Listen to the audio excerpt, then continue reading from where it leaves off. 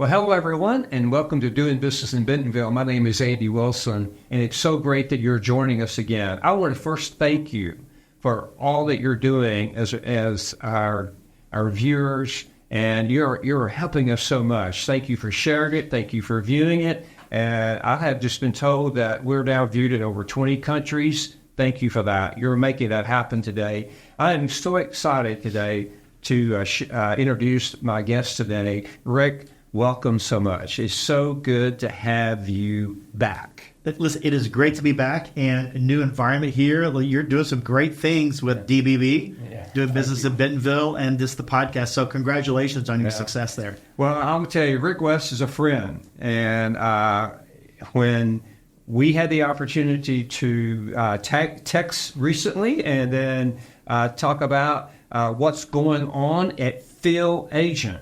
It's a lot going on, and he's going to share that with us today. But Rick, now, let's just talk about your role currently. We're going to talk about some transition in a moment. But then let's just talk about this great company that you've been part of for a long time. You're the CEO. You have led this company for a long time. And share with our audience, what is Field Agent? Well, I like to say we're a 14-year overnight success story. How about that? It takes a while to make this work. Yeah. But most people would know Field Agent, especially on the consumer side, is just a mystery shopping app. I can go, and while I'm shopping, I can buy a product, get reimbursed for it. I can do ratings and reviews. I can capture data. And we pay individuals. On the business side, the B2B side of this, I think for the last 14 years, people have looked at Field Agent as a data collections company because we can collect out-of-stocks, pricing, virtually anything you're looking at retail. If you have public access, we can capture data. What we started to transition into over the last year, this is kind of what we talked about the last time, is that now we're not only a data collections company, we're a data company. So we're providing user interface and engagement through our machine learning and some AI on top of it, so that not only are we providing you data, we're giving you a very easy way to be able to engage, analyze, see trends. So I'm not just dumping data on you and saying good luck. I'm providing a very interesting way to look at that data. So that's been pretty cool for us. And that partnership we talked about has turned into an acquisition. Right. We just acquired Shelfgram a couple of weeks ago. And that allows us to bring that in-house. And as we've always said, for many things in life, you're kind of better together. So we look at that acquisition as making us better, and it's really going to change the way people look at our company. Okay, so congratulations on your acquisition. Thank you. On Shelfgram. Tell us a bit about that company. And then for our viewers that may not know so much history about your company, how is that going to integrate into what you're doing? How's that going to help your clients? And if you're viewing us, listening or viewing us, and you're not a client, this may be an opportunity to talk about that. Could be an opportunity. Yeah, so let's talk about that. Yeah, so the founder of Shelfgram, his name is Bram, and we'll put all of his LinkedIn or connection information in the notes here. But Bram came from a category perspective back in the day, did some technology work, and he was really looking for a way to bring the shelf walk and turn it into a virtual shelf walk.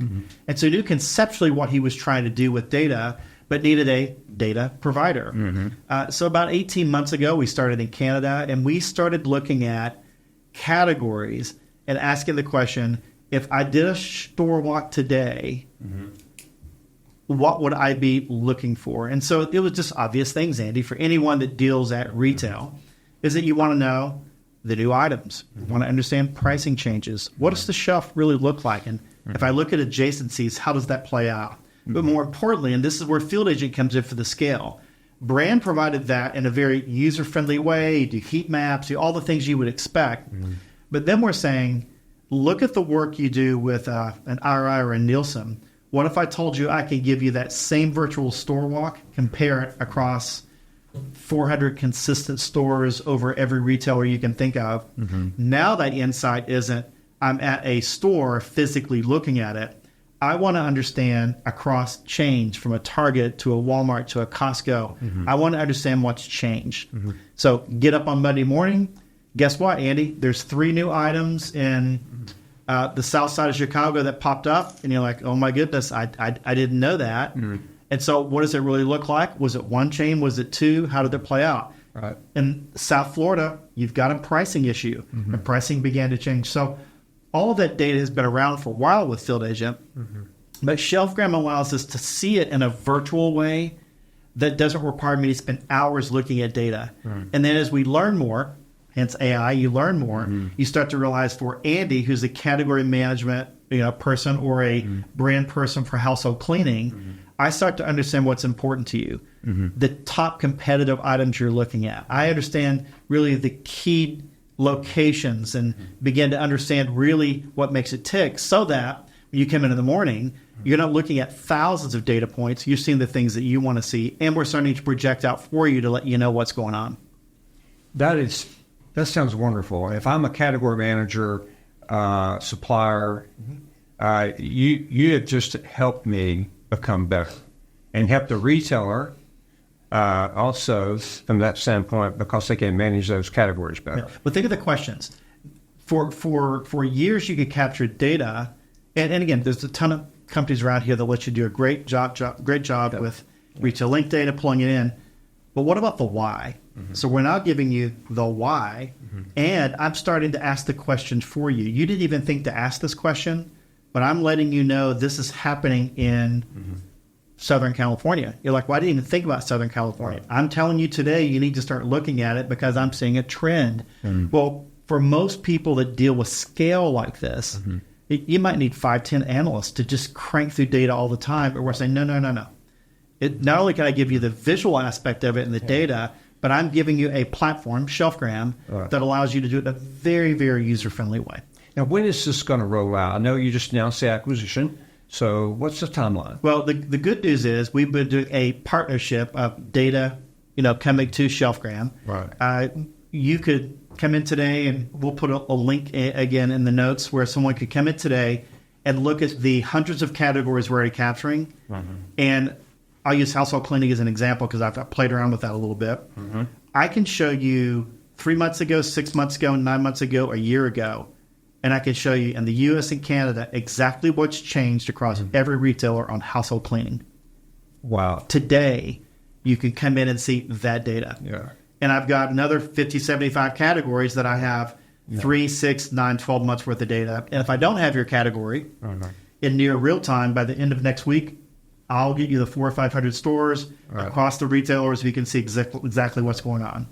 The big news for us, as you look at the integration piece, which is going to come a little bit later, is not only do you see the virtual store walk, and I understand, and I've got these alerts and things that are popping in, there'll be a point in time where you're saying, now that I understand what's going on at Target in a region or Walmart in a region, I now need to see every store or I need to check something specific, and you'll be able to launch field agent jobs to go collect additional information that'll simply pile on top of that. That's kind of to come. But the good news is, today there's no reason to ever get on a flight, drive around, check anything out.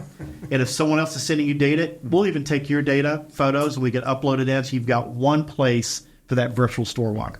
Now, and this is for any supplier, right? Correct. I mean, all suppliers, you're able to do this for all suppliers. That's correct. If you can get into a physical address, right, I can now give you a virtual store walk and alerts and tell you what's happening from a trend standpoint at any location. Now, we'll start playing around with quick serve restaurants in a bit. We already do that work with Field Agent, but that's kind of to come. But think of it as classic brick and mortar. What does it look like? Now, we dabble a little bit on the digital side, which is the whole Omnicom piece. For example, we do the circulars or flyers.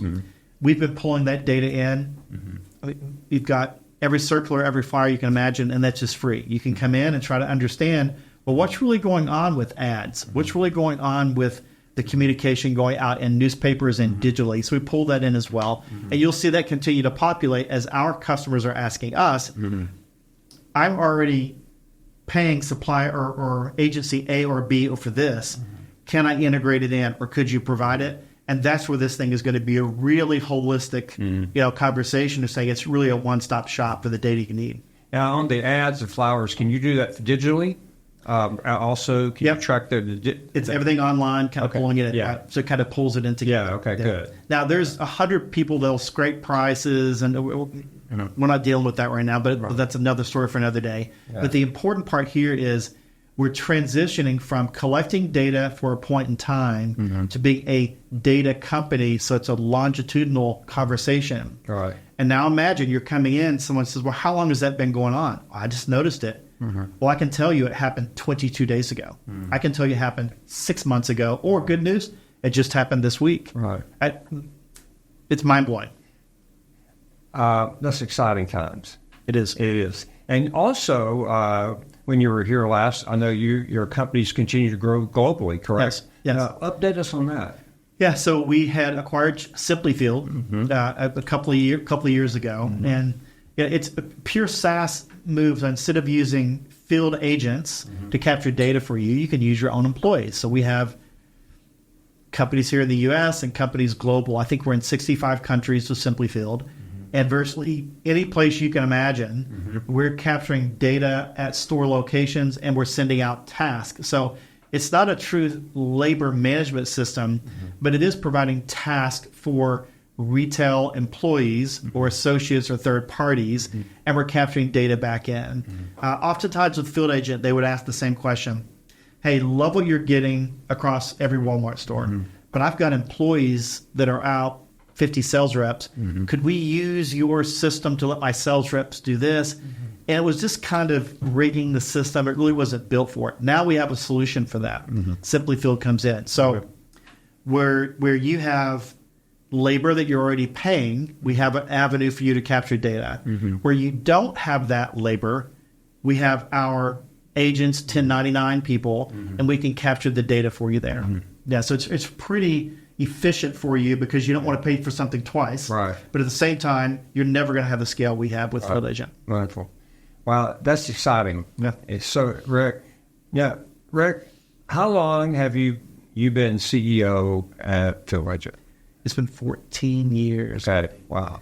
Birthed this thing from the iPhone 3S, no front-facing camera, no video, back in the hardcore days. I remember Karen. I love a shoe lover. I remember Karen Terrell, who was the CTO for Walmart. We were engaging in one of their events. I remember her just looking at us. She's like, that really is the future. Because we're putting QR codes and everything's happening at shelf. Yeah. And she just looked at us and she said, I'll never let a news crew go in without permission. But I can see where our millions of shoppers are going to be walking around their phones. And this is in 2010. Right. And she was exactly right. Yeah. That's the world that we live in today. So we're a little bit ahead of the curve there. So that's been a great 14 years kind of developing that technology. But you're right. Our phone is our store now. Totally. Exactly is. I mean, we all shop, check it out, check the price online. Do I want to buy it here? Do I want to ship it to my home? Oh, it's awesome. It's right there. It's great. But what's so great about it? You have led your company through the startup, and now through this reinvention, if you will, and for the future. So you've done that, you and your team. So congratulations for that. Thank you. It's just, as any entrepreneur or small business person would be out there, it's one thing to get your first customer, the first few $1,000s. Then you get into the hundreds of customers and the first $1 million. Then you get into multi-millions. Then you get into tens of millions. So when you look at that 14 years, there have been a couple of hurdles. One, we made it past the 7-year curse. Yeah. Not a lot of folks make it past 7. And the second thing is we're finally at scale, multiple countries, multiple millions, thousands of clients. Yeah. So we're at this scale point to where we're no longer this small business startup. Right. It's time for us to scale. And we knew from a management standpoint kind of where we're going, we really need to begin looking at who is going to lead us into that next direction, which is the transitional conversation for me. Well, let's have that because you're still going to be around, but talk about and tell our viewers the transition that's about to take place in your life. Yeah. So as of a couple of weeks ago, I'm no longer CEO at Field Agent, but over the last few years, as we looked at the growth of the company and where things are going, I'm confident in the direction, the strategy, all the things associated with that. Sure. But as we were getting ready for our last acquisition of Shelfgram, which is our fourth acquisition and our largest to date, so it was, the scale was there, and the pressure for this to work, and the magnitude of the dollars and what we're trying to do. And so I just came to our private equity guys and said, listen, I'm all in here. Let's go drive this thing. But you really need someone else to come in and take the reins for a couple of reasons. Number one, I had some health issues that we'll talk about a little bit. We'll kind of break that out. And the other piece is, while I had great Procter & Gamble background, I understand how to lead and a visionary and take a company to X. It may make sense to bring somebody in that's been there, done that. That's taken a company, not necessarily that we're counting on an IPO, but he's taken a company to an IPO. You know, the new guy has done the type of work that's in front of us, that's worked with the hundreds of millions of dollars, that type of company. And I had to set my ego on the shelf over here a little bit and say, still chairman of the board, still an owner, vested, really interested, but it made sense for someone else to come in and take us to that next step. While I deal with some health issues, that made sense for me to kind of get things in order. You know, I think one of the things as I listen to you talk and I think about it, how did you process getting ready to do this? Because as a guy, okay, we have all these egos and stuff, and it's hard to give up. It's hard to step to a new role. How did you get there? Because it's hard for us. It is difficult. It was. I know. I started out by talk with my wife. I talk with my friends. I've got people that know me as Rick. And kind of had that conversation of, I am not field agent. Field agent is the be all, see all. I mean, this isn't who I am. Then as I started stepping back from that, really ask the question that we always ask our kids, and we ask our kids all the time: what's the worst thing that can happen? Okay, and then what's the best thing that can happen in whatever decision you're making? And I said the worst thing that happens, and I'm like, maybe it doesn't go the direction I want, but it's still going to be successful. And so, and I started, peeling that back and said, gosh, but my fingerprints are still there, and it's still, I was a co-founder, and I've got Henry and Kelly, my two co-founders, that are still there. I said, well, there really wasn't any true downside to the company. They look at me personally, it's like, well, what's the downside? Well, I'm not going to have to check email all the time, and I'm not going to get phone calls. I'm not going to be talking to France at 10 o'clock at night or 4 o'clock in the morning. I mean, so that became better. I says, gosh, there's really not a lot of downside. So then the question you ask your friends or kids are making big decisions, what's the best thing? I said, well, I can check on my health. I'm going to have more time for my family here. And instead of being an operator, maybe I can be the strategic advisor, board chairman that I really should be, because being a board chairman, a CEO is different than a step back. And so maybe this is a positive thing for me to have influence in a different way. And I had to be okay with that. So that was the processing. And I realized the downside really wasn't significant at all. Wonderful. Yeah. Well, I think the thing that I'm hearing, and I think this is for, and I'm going to call the male audience out, if you will. I like what you did, how you really said, here are the questions. And I'm sure it took you time to work through them. Months. Yeah, months. And it should take months. Yes. Actually. And it's taken you years, though, to prepare your team so you can do this. Completely. I am confident Mark Yan, our president and COO, can take care of everything. He's the guy that's got to run the machine. And I've taught him what I can teach him. I mean, we've been together for 14 years here, and Ty, the new person coming in, will be able to teach him other things. So that's great. But I felt really confident in the team. I knew from a business standpoint and the strategy and where we're going, confident there. The board is strong and all the things that we're making. And so you have to then say, well, if that's true, do I still have to be the guy? Right. And that's the part you have to kind of check over here a little bit and say, I don't really need to be the guy, but I still want to have influence. I mean, I'm a control person. I'm trying to control all these things in my life. And you know, my youngest daughter Sarah says, you know, Dad, you're an Enneagram 8. You're driving me crazy. You're trying to control everything. So I've got some control things. I'm trying to back off that a little bit. So think about changing that word control to influence. So now the question is, instead of control, which is the buck stops with me, and I could, you can make a decision, Andy, but at the end of the day, I'm still the guy with the thumb over here too. Now, you're going to come to me with a question, and I'm going to influence that, but I don't have the final say. And that's a really interesting transition for a leader, someone that's really in every day and working hard. And, you know, I just love the deal. And I love the entrepreneurial piece and making decisions and solving problems. And now I've got to step back and say, okay, how can I influence that? And Andy, you're going to make the decision. Right. It'll all be okay. And so I'm not there yet, but I know that's the key word for me. Control to influence. And that should be an interesting journey for a guy like me. It should be. And I can't wait to hear about that journey. In fact, I made a note. I think you have to come back and tell us about that journey, because so many of us need to understand the journey that you're on and the learnings from that and how you can share that, because most A-type personalities, we're not good at that. And well, Rick, first of all, congratulations on what you have accomplished and Thank you. The company's accomplished. It's exciting about what you're talking about your next season is on the influence. You will probably end up supporting, helping, and influencing in even a greater way for the future of the company. You know, and I mean, when you birth something, you've prepared. Sounds like. Tell us about your new CEO a bit.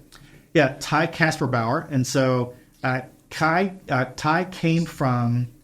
I think his first 10 years was with Revlon. So he truly, and for most private equity guys and VCs, they don't get what we do. It's hard for them to understand retail, but we live in the retail world. I mean, Andy, to us, it's like, it's nothing. So when you start looking at people that can really help you, they immediately dive into, tell me about the shopper, and I want to understand the shopper. I'm like, no, you've really got to understand retail. So this guy, Ty, back in his early days, has actually been out with merchandisers. He set a shelf. I mean, he totally understands it. Grew up in it. And then his career after that took him into a couple of small businesses, then in a couple larger businesses, where he became a leader. And all of the last 20 years, actually 15 years, have all been SaaS, B2B SaaS businesses, which is really what we needed. So he's got the right background and the right approach to be able to take us to the next level. And that's where I was talking through for someone that's been there, done that. My Procter experience has trained me like, you know, no one else. My international experience, all that's great. But I've never taken a company public. I've never grown a small business like this from, 10, 20, 30 million to 50, $100 million. And he has. And so there's something to be said for a person living it, driving it, as opposed to me saying, hey, can you coach me once a month and kind of help me think through the things I don't know? So really, really happy with that. And because he's not the co-founder and it isn't his baby he's birthed, it's not his son or daughter, he can ask the ugly questions that I would be like, we don't want to talk about that. It'll be okay. He's like, maybe we need to open that up a little bit. And you've heard the statement, as a CEO, can you operate like you're a brand new CEO and ask those questions? And that's so much harder to do than you think. Because I already know the answer. I didn't want to ask the question. And then he's going to ask it like, that's probably not the right answer. That's right. And so that fresh look on things is less about strategy. It's more of the next phase of the company. And I'm confident he's going to take us there. You know, your statement there reminded me one time Sam Walton told us we were meeting and we needed to transition and do some things. And I remember he shared with us. He said, I'm going to put a group together. And he did. And this group interviewed us. But he had that group to act like that they did not work at the company and they couldn't hold back on the questions. And then he reviewed it. It was a pivotal time in the company. Sam said, look, we can bring in outsiders, but I want you to ask the outside questions. And you know what? There were some major changes done in the company And this was probably the late 80s at the time. And super centers were beginning to, all that. But it was an internal review. And That's healthy. It was so healthy. And what you just said, like Ty coming in, he can have that view now. He can ask those hard Not questions. as a consultant who walks away. He has to eat what he cooks, And that's which is beautiful. Yeah, and that's exactly what Sam said. You're not, that's why he chose outside. He said, I want the inside to ask the right questions because you have to go now execute this. Right. And that's why he did it. So I love your thought on that. We wish Ty the best. I look forward to meeting him sometime. We'll have him here next time. Yeah. Okay, that's great. Okay, now I have a couple more questions. Okay. And one is you mentioned about your health, and I've asked Rick Fryer, so could we talk about that? And he's going to talk about it, and he's going to share some things. And then I want you to leave us though with some insights. Okay. In this whole world of retail, omni-channel, maybe are some learnings you have. So if you don't mind, share with us about your health. Looking at me, I don't look like I'm falling apart. I've got some warts and things we can work on here, Andy. But I'm going to back up to about 12 years ago. A good friend of mine that worked for Procter & Gamble, his name was Kenny Shields. He was running a big piece of the business for P&G here. And you see him one day, and the next day he's feeling bad and dies of a sudden heart attack, and he's gone. 49 years old. Just tragedy. And so I'm sitting around with a group of guys, and we're all like, I see the doctor. Do you see the doctor? It's like, well, yeah, to get a Z-Pack. I mean, once a year I go see the doctor because they won't sell me the Z-Pack over the counter. I got to go get a script. And so you go to a Ready Clinic or a Medi Clinic. You can make that happen. And none of us were really taking our health serious. And so at that time, I can remember hearing Mark Cuban talk about his health and how he was a numbers guy. And I looked at my friends. I'm like, we're all numbers guys. I mean, data drives everything we do. And this was the comment that had me go down a path that'll get me to the decision I made now 7 months ago. He said, when you look at your numbers, he said, don't be an industry average. If I go to retail, don't be an industry average. The question is for your channel, your category, what do your numbers mean? He said, so for example, for men, we would check our PSA. He said, great. He said, check your PSA at 50, then at 55 or maybe 60, you check it again. And he said, so you check it, it should be between 1 and 5, and yours is a 2. He said, is that good or bad? I'm like, well, that's really good. It's in the middle. He said, is it good? You check it again in 5 years? Well, so it's a 5. You're like, whoa, what happened there? He said, had you been checking your PSA every year, you would have seen that it went from a 0.5 to a 0.75 to a 1.25 to a 2.5 to a 3. And he said, as numbers guys, you want to be on the front end of that trend, not the back and let it happen to you. He said, so are you tracking your data? And I said, what?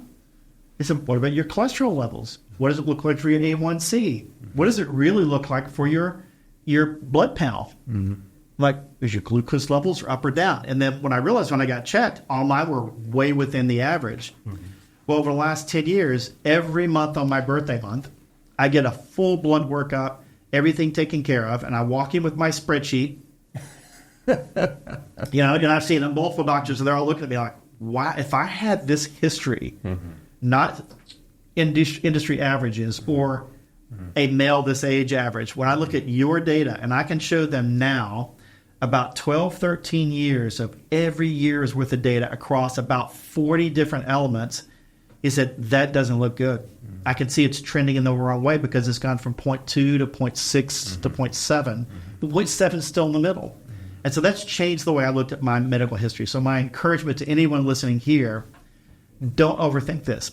Most medical insurance companies pay for a free physical every year and a free blood workup. Just get the blood workup, come to me, and we'll put the spreadsheet up. You don't even have to figure it out. I've already got the if-then formulas and conditional. I've got the colors, got everything you need, okay, in there. But you look at that, and then as we look at data for our business, then you start looking at your health data, and you're like, I'm on the wrong trend.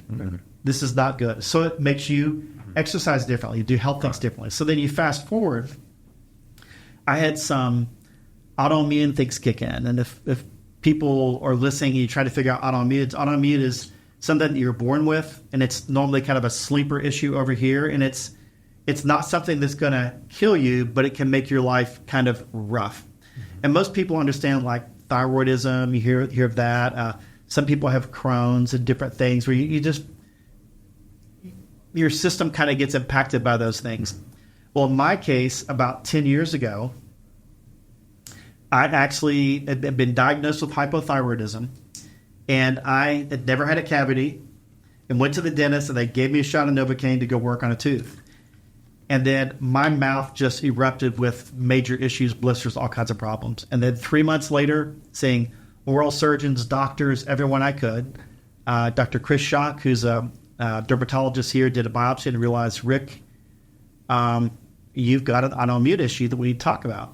So he said, I need you and your wife to come here after hours at 4:30. Don't worry, it's not cancer. Now, I'm 4 years into the machine at Field Agent, already taking private equity money. We are driving the machine. I mean, I'm working like crazy. So I walk into this room, and you can appreciate this if you're a type A competitive guy. Walk into the room. There's 3 nurses here. Chris is there with his partner. There's 2 chairs. He said, Rick, you and Kim are sitting here. Kim is here because you're not going to hear a word I say. We haven't had the conversation yet. He said, Rick, this is an autoimmune disease. You'll never be healed. Okay, we only treat the symptoms. And I got to ask the question. He said, you're already not listening to me. You're trying to figure out how to fix it. I'm telling you, you have no control over this. It will not be fixed. Like, okay. He said, so how are you doing with sleep? I said, oh, fine. I said, I get plenty. He said, I'm not talking to you, Rick. Talking to your wife. She's like, well, he works all day long, comes home for dinner, hangs out with the kids, do sports, whatever. We do homework. Then everyone's in bed by 10. Then he kicks in at 10. He's working until around midnight 1. Gets up at 5 the next day, does his cycling, works out. He's getting 5-6 hours of sleep. He said, Rick, those days are gone. He said, you are going to get 7.5, 8 hours sleep because the number one issue, there's 2 primary issues with autoimmune. They're triggered by stress and sleep. So you have to get sleep. He said, how are your stress levels? I'm like, oh, great, I can handle it. And my wife starts laughing like that. He's like, Rick, I didn't ask you the question. I'm looking at your wife. She's like, oh, he's a little stressed out, people. I'm not like, hun.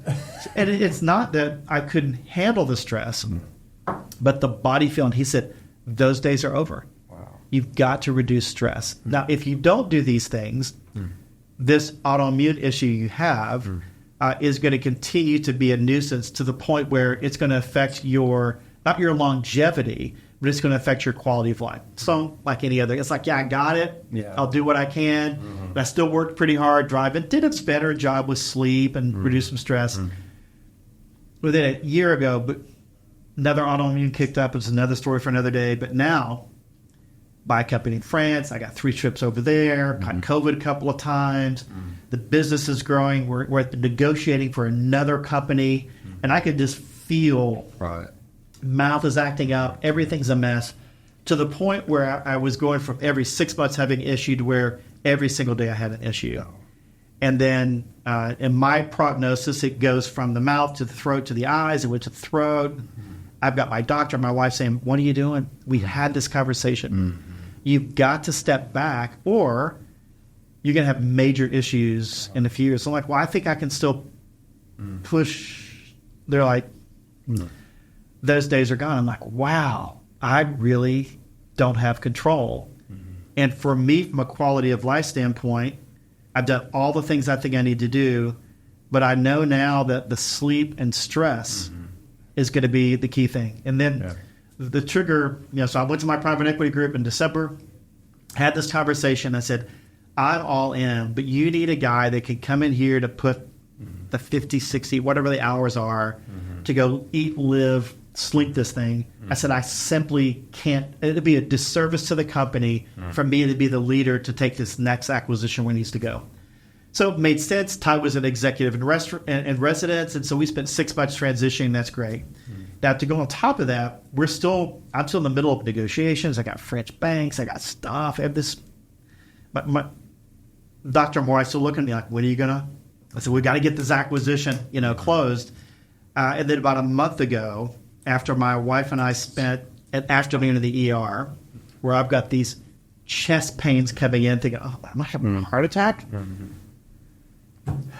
3 doctors later, they're like, you're fine, you're distressed. You're fine, you're distressed. I'm like, what do you mean? I've got this pressure. And he's like, well, your body is telling you that you've got to deal with that. So the good news is, passed all kinds of stress tests, I'm going to be fine.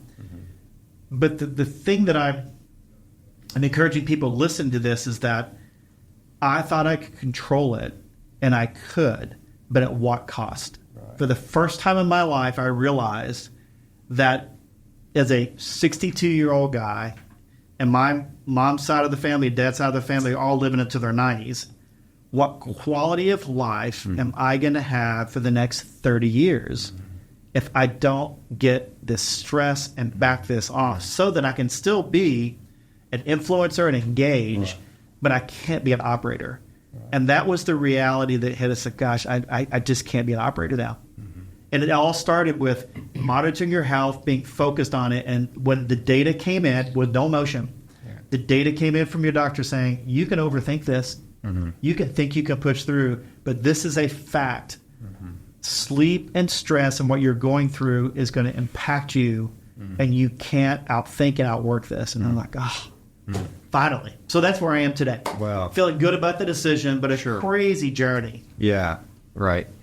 Well, first of all, thank you for sharing that very personal story, and for all of us, Rick. I mean, blessings to you, and thank you. And I think it sounds like you have now made those decisions, and you're moving forward and taking care of yourself. Sounds like you've got a task and be a great leader to step in and lead the organization, and you still, as you said, you're going to have a major influence in the organization and more probably in the people's lives. Yeah.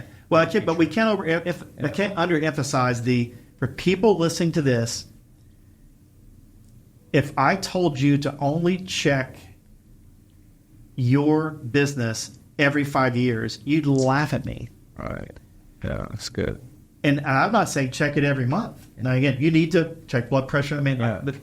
But at a minimum, once a year, you should check this, and it's not going to cost you anything other than a prick in the arm and a 30-minute visit with your doctor. If that's the only thing that you've learned from this, do that tomorrow. I think that's some of the greatest advice there. Look at those numbers like it's your business. Yeah. And because that's what we do. You're right.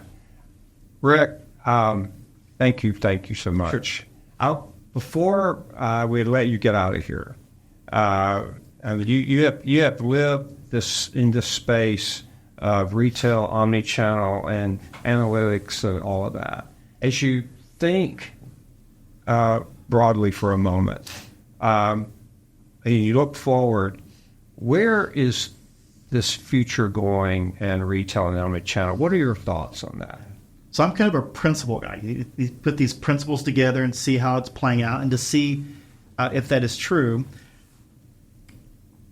10 years ago, we talked about these pendulums. Oh my goodness, everything's going to be online. The brick and mortar is going to go away forever. You and I look at that and like, wow, in principle, that's not going to happen. Right. Oh my goodness, people aren't going to shop anymore. It's all going to be delivered to their home. They're going to stay in their homes. They're never going to shop again. You and I like, nah. In principle, that's this. So what I think today, and this is what we do with the field agent all the time, is you're looking at data and trends. I think we've probably seen the pendulum settle a little bit as it relates to a hybrid workforce, as it looks at a hybrid shopper. And I think we're kind of at this point now to where we can stop second guessing. I think the delivery, the pickup, the .com, the walking in retail, I think we're at a point where it's fairly stable. Again, anything can happen, Andy, and something tremendous tomorrow could happen. I don't think drone delivery is going to change everyone's life, even though we're playing with it. But I think we're at a point now to where I try to tell people, treat this as your new norm going forward. Don't say, well, I wonder if this is going to change. I wonder if this is going to change. I just don't think, and again, you have other guests on here that know more about Walmart world and suppliers and what they're looking at. But I think from a principal standpoint, unless something major happens, the next 3-5 years, this is our business going forward. So now let's understand from a demographic, and I've really tried to create profiles, what does a hybrid shopper look like? I've got Sally over here that takes her kids with her, or I've got Billy over here that walks around and doesn't use a cart. I mean, it's all the old things we talked about, these shoppers. Well, have you really started to look at the delivery, pickup, .com, hybrid kind of person and begin to profile them, because they may be more different than you think, as opposed to say, well, this is a .com shopper, this is the delivery pickup kind. No, I think they're going to go across, and I have enough engagement with that and seeing data and personal friends to realize I think we've settled, and I think we have a new norm now. Right. Now, I can't predict the future and tell you something crazy isn't going to happen in 4 years. I don't know. Right. Anything can happen. I didn't think COVID was going to happen. Right. But I think it's here to stay. Yeah. And this hybrid thing is important. Absolutely. I agree with you. I think we are in the new norm, and you've described that very well. And like you said, there's going to be improvements and advancements and all of that in this new norm. No question about it. I will say it's an exciting place to be in retail today. It is. It is so exciting, Rick. Rick, Wes, thank you. It is so great to have you here. And I appreciate you so much for coming in, really opening up to our viewers. Thank you for that. It means so much. And as I said earlier, we only wish the best for you, your family, and of course, the organization. Thank you. Andy, thank you. Enjoyed being here. Looking forward to our third time. Definitely. We'll see where this goes. Yeah, I definitely will. Okay, Rick West, the chairman of Field Agent. So how does that sound? It's got a pretty good accent. It's a pretty freeing ring to it. Yeah. All right. Yeah. Well, okay, Rick. Thanks again. Thank you so much for joining us today. It's been great to have you again. Thank you. Share this. Tell your friends about doing business in Bentonville. We appreciate all that you do for us. It means so much. Rick West, again, thank you. It's been a great conversation. My pleasure. All right. Have a great day, everyone.